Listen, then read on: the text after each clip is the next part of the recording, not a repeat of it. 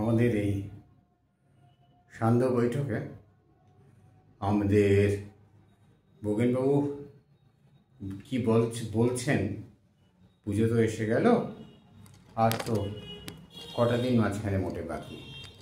এই সময় তিনি কি জানাচ্ছেন আমরা সেটা একটু দেখি। আর সেই সময় দেখি আমাদের কলমচির খাতা আমাদের কি জানাচ্ছে। প্রথমেই বোগেনবাবু পড়ব। সেদিন সকালে বোগেনদা এই শনিবারের সকাল এসে বসেছেন ওই রামরতন বসলেনের কোণের রকটিতে। জগা আছে, সুবীর আছে। এমন সময় বিনু, প্রবীর, পুতুল এরা সকলে মিলে এসে উপস্থিত হলো। হাতে একটা লাঠিতে জড়ানো কাপড়। বোগেনদা জিজ্ঞেস করলেন, ওটা কি রে? অবশ্য তার আগে ঘাড় ঘুরিয়ে বলে দিয়েছেন একে শ্যামাকে, শ্যামা ডবল আপ একটা আর দুটো এমনি চা। ওরে বিনু, তোরা চা খাবি? প্রবীর ছাড়া আর কেউ চা খেতে রাজি হল না। তো বিনু এক গাল হেসে বলল, আরে বোগেনদা, এটা হলো আমাদের নিকাশিপাড়া সার্বজনীন দুর্গোৎসবের ব্যানার। বোগেনবাবু একটু আওয়াজ করে বললেন, ওরে ওটা ব্যানার না, প্ল্যাকার্ড। ব্যানার একটা অ্যাডভার্টাইজিং মেটেরিয়াল, দীর্ঘস্থায়ী মেটেরিয়াল, অনেকদিন থাকে, তাকে ব্যানার বলে। আর এই প্ল্যাকার্ডটা একটা নোটিফিকেশন, লাগিয়েছিস খুলে ফেলবি পুজো মিটে গেলে। পুজোর একটা বলতে পারিস একটা জানান দিলি লোককে। তারপর কীরকম চাঁদা টাদা উঠছে বল, এই মহালয়া তো এসেই গেল। জগা ফস করে কপালে হাত ঠেকিয়ে বলল, আরে কি যে বলেন বোগেনদা, শুভ মহালয়া, শুভ মহালয়া। ও ফো, বোগেনদা একটু উষ্মার সঙ্গে বললেন, ওরে মহালয়ার সঙ্গে শুভ জুড়িস নি বাবা, অশুভও বলতে বলছি না, কিন্তু তাই বলে সব কিছুর সঙ্গে ফরাসি কায়দায় হ্যাপি বার্থডের মতো সব কিছুর সঙ্গে হ্যাপি হয় ইংরেজিতে নয় বাংলায় শুভ জুড়বি, এটা তো ঠিক কথা নয়। মহালয়া হলো শ্রাদ্ধ অনুষ্ঠান, ওদিন পিতৃপক্ষের শেষ দিন।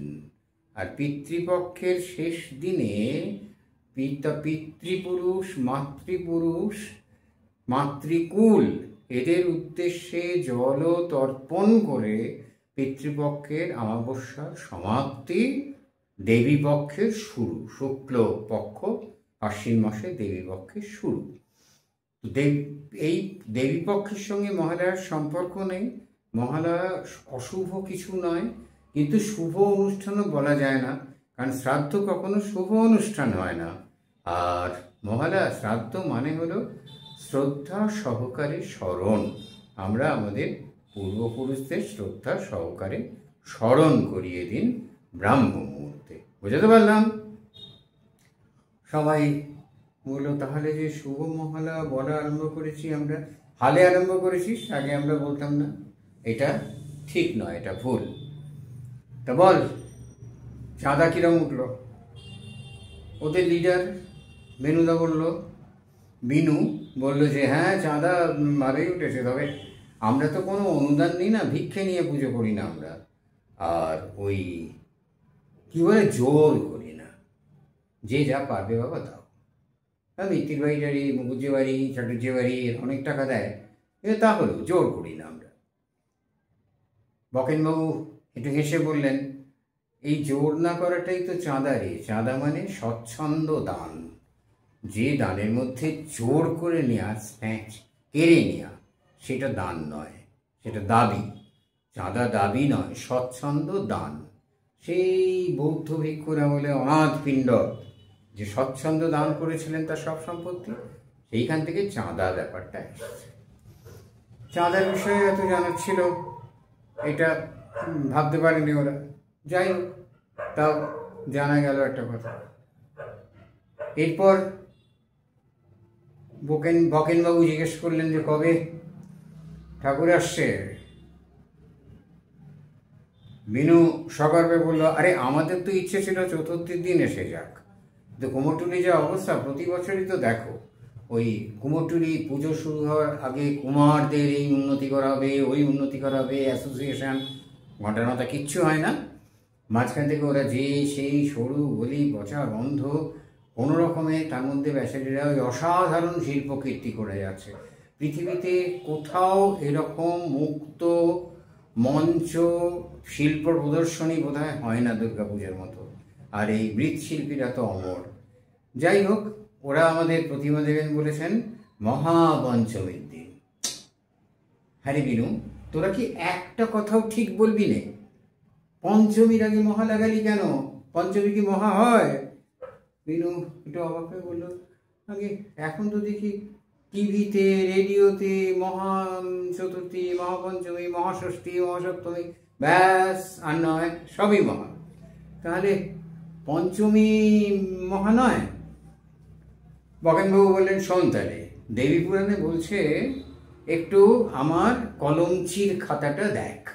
কলমচির খাতায় কি বলছে?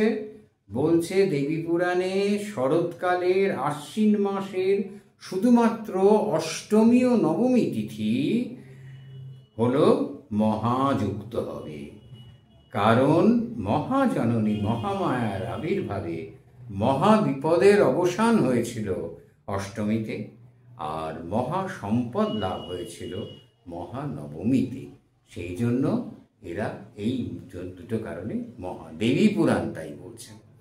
ওদিকে আবার স্মার্ত কবি কঙ্কনাচার্য গোবিন্দানন্দ বলছেন, আশ্বিনে শুক্ল পক্ষে তু সপ্তমাদিতি তিথিত্রয়ে মহাশব্দ প্রয়োক্তব্য নান্যত্রেতি বিনিশ্চয়। মানে সপ্তমী, অষ্টমী, নবমী এই তিনটে দিনই মহা বলা যাবে, মহা। আর অন্য সময় অন্যগুলোকে বলা, কোনো সময় অন্যগুলোকে বলা যাবে না। তাহলে মহা শব্দের ব্যাপারটা বুঝে গেলি। এই মহা নিয়ে আর তোদের মধ্যে যেন কোনো কনফিউশন কোনোদিন না হয়, এটা মাথায় রাখতে হবে। এরপরে প্রশ্ন উঠল, আচ্ছা দাদা, এই যে Bijoya, why it is Bijoya? বকেনবাবু বললেন, এই দিন শ্রীরামচন্দ্র বিজয় লাভ করেছিলেন রাবণের সঙ্গে যুদ্ধে। রাবণ পরাজিত মেনে নিয়েছিল, সেই জন্য এটি বিজয়া। আর জানিস তো, বাল্মীকির রামায়ণে কিন্তু কোথাও অকাল বোধনের কথা নেই। এই দুর্গা পুজো, 108টা নীলপদ্ম, এসব ব্যাপার নেই। ওখানে আছে সূর্য পুজোর কথা। আর আমাদের কীর্তিবাসী রামায়ণে এই বঙ্গ, এই অঞ্চলের মানসিকতা বুঝে সম্ভবত দুর্গাপূজায় এই দেবী দুর্গার পুজোর রামায়ণের সঙ্গে ব্যাপারটিকে যুক্ত করেছিলেন। এই হলো পুজোর একটা রূপরেখা। তোদের বললাম, যে ভুলগুলো তোরা করছিস সে ভুলগুলো আর করিস না, কারণ এত ভুল হয়ে গেছে। আবার একটু হেসে জগা বলল, তাই তো দাদা, এত ভুলের পাহাড়ে বসে আছি, কি করে যে ঠিক হবে? সবাই তো বলে দাদা, সম্ভ্রান্ত লোকে দাঁড়া। সম্ভ্রান্ত মানে জানিস? সম্যক রূপে ভ্রান্ত। সম্ভ্রান্ত কথাটা অপপ্রয়োগ হয়েছে। উফ বকেনদা, আপনি সত্যি জেনিয়াস। যাক, মূর্তি কিরম হয়েছে বল? ও অপরূপ। আবার ভুল। অপ শব্দটা যেখানেই এসছে সেখানেই খারাপ অর্থে এসছে। অপরাধ, অপপ্রচার, অপকর্ম। তাহলে রূপের আগে অপ দিলে অপরূপ, বললে সেটি সুন্দর নয়, অসুন্দর। আর পারি নে, আজকে আমরা এখানেই শেষ করি। মনে রাখিস ওরে শ্যামা, সবাইকে চা দিয়ে বাবা। আর ফণিদা, সবাইকে একটা করে কী কী খাবি বল, ভেজিটেবিল চপ থেকে শুরু করে যা পারবি। আমি না হয় খাওয়ালাম। নমস্কার।